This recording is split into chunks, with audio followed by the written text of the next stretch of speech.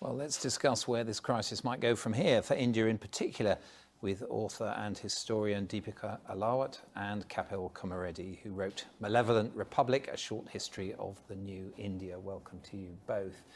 Deepika, I mean, just looking at those scenes at India House today, it's always been an emotive issue, but do you worry now that the communal tensions might be spilling over into this country as well?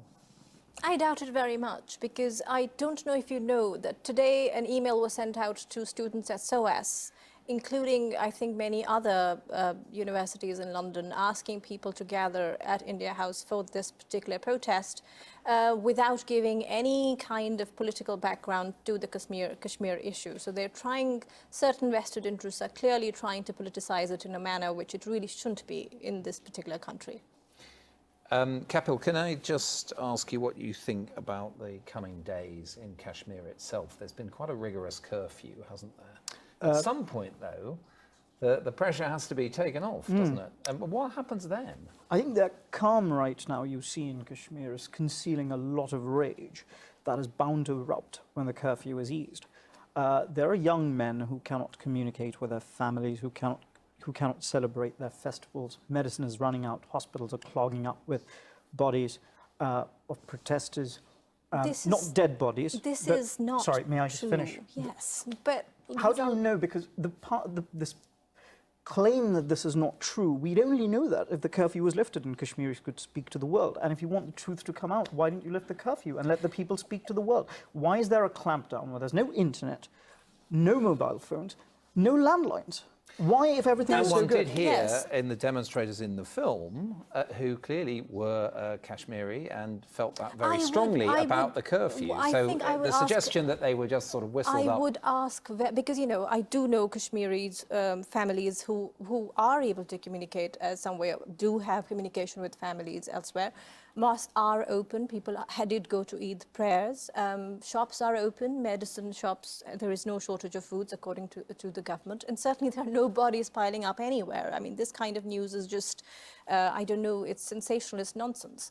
I don't think, well, let me make it first and foremost. There's got to be some access, though, hasn't there, in order to the risk of having preventative... ascertain whether these claims have substance. You've got to allow and the only way you do that is by allowing people to go there and allowing people to communicate with each other. If you think these are all lies, there's a very easy way to put the lies to rest. Yes, but no, the government cannot take risks of any kind of violence taking place, because something like Gujarat happens, the first people to say is, why didn't the government prevent it? This is how a government prevents possible violence, by making sure... locking up elected legislators? The elected leaders of Kashmiri people, 800 prominent Kashmiris are right now in prison. The Indian How are they government inciting violence? These are pro-India politicians who say that Kashmir's accession to India is final. You've put them in jail. Who's speaking for India? These are people who are directly affected by the Omar Abdullah is inciting violence. Farooq Abdullah is inciting violence. Indeed. These particular... Can we stop shouting first? I'm not shouting, I mean... These particular people are the most affected by this provision going. These are the people who have run the government of Kashmir for 70 years. Further ahead in this. What if, broadly, this is over time accepted? Will it have been worth it, from the Modi government point of view, to have gone through some pain in order to have ended what he described today as this autonomous and anomalous status, to bind it into the fabric of India? For it to be accepted, the people who are most affected by it will have to be taken into confidence. And right now, as I mentioned, there's a curfew, and the elected leaders of those people are in prison. And generations of Kashmiris have seen betrayal after betrayal by the government of India, successive governments of India, and what they've seen they cannot unsee, and they've internalized the trauma of multiple betrayals.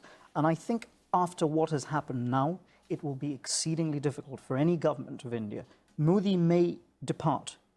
There will be others. It'll be very difficult for India to win over Kashmiris after this.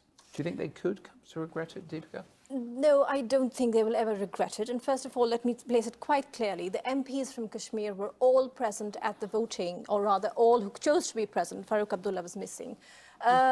Because He was under arrest. he was not under He was arrest. under arrest. Every other MP was present at the voting, and all the BJP MPs, of course, supported the legislation. And let us not forget, this is a point that is not often made. Kashmir is not just the valley of Kashmir, which is Muslim majority.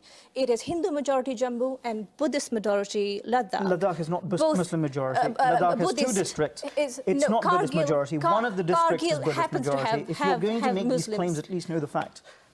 You're saying that Ladakh is Muslim majority. It's not. You're Yeah, it's not dividing Buddhist Ladakh. majority. You're dividing raise Ladakh. religion. You're dividing. Yes, I am, because Yeah. because I'm going to make a further point. All right, well, let's make this the last one, because I can see that... the agitation in Kashmir is not a problem of the Kashmiri people. It is a problem of Islamism raising its head in Kashmir. Lots of protests in Kashmir, which have been filmed, show people supposed to terrorist Let's not forget ideologies, that right including now- ISIS. And I think that I think no that's- country this is should allow extraordinary. There are those ordinary kind of people who protests can't within get its medicine, own territory. And we shouldn't demonize them as ISIS terrorists. I To the don't- mothers who can't reach out to their I'm children. sorry, there are but people in people England who can't holding reach their flags parents. of ISIS It's extraordinary are and outrageous supporting to ISIS demonize these ideology. people as ISIS Deepika, agents. I'm sorry, we've got to end it there. Now, SOAS was mentioned in that discussion. There's no implication that their university itself was involved in encouraging protests today.